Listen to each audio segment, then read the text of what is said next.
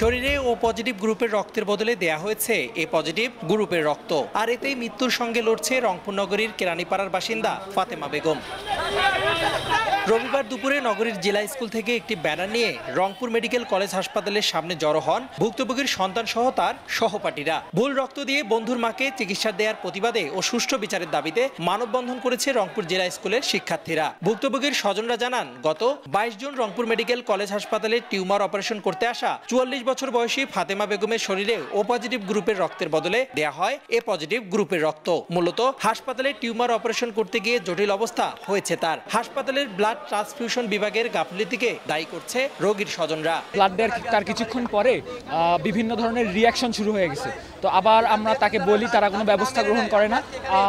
দেন আমরা রংপুর কমিউনিটি মেডিকেলে যাই, ওখানে আবার টেস্ট করা হয়েছে। ওখানে টেস্ট করে ধরা পড়ছে যে না, এ পজিটিভ না, এটা ভুল বলছে, ব্লাড গ্রুপ ও পজিটিভ। আমি যাচ্ছি এখন আমার আম্মুর জন্য মেডিসিনের ডক্টর, গাইনির ডক্টর, নেফ্রোর ডক্টর, গ্যাস্ট্রোর ডক্টর সব একসাথে বসে বোর্ড করে আম্মুর চিকিৎসা করাবে ঢাকায়। অ্যান্ড আমার যখন তখন একটা আইসিইউ লাগতে পারে, আমার একটা আইসিইউ দরকার। অ্যান্ড শুরু থেকে শেষ পর্যন্ত যত টাকা খরচ হবে, এখন পর্যন্ত হয়েছে, সামনে যেটা হবে পুরো দায়িত্ব মেডিকেলকে নিতে হবে। আর যাদের ভুলের জন্য আমার আম্মু জীবন মৃত্যুর সাথে লড়াই করতেছে, তাদের আমি বিচার চাই। নগদের কাছে সব গ্রাহকই প্রিয়, তাই তো সারা দেশে ক্যাশ আউট চার্জ সবচেয়ে কম।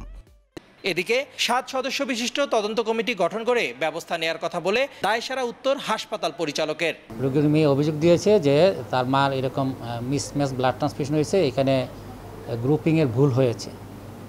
তারপরে আমি এটা অভিযোগ পাওয়ার পরে আমি আমার বিভিন্ন বিভাগের অধ্যাপক, সহযোগী অধ্যাপক, সহকারী অধ্যাপক, আমাদের প্রশাসনের লোকসহ আমি 7 সদস্য বিশিষ্ট তদন্ত কমিটি করে দিয়েছি।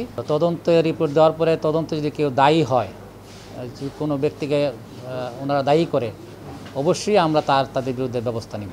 ফাতেমা বেগম রংপুর মেডিকেল কলেজ হাসপাতালের আইসিইউতে 6 দিন থাকার পর এখন তার চিকিৎসা চলছে ঢাকা মেডিকেলে। রেদওয়ান হিমেল, সময় সংবাদ, রংপুর।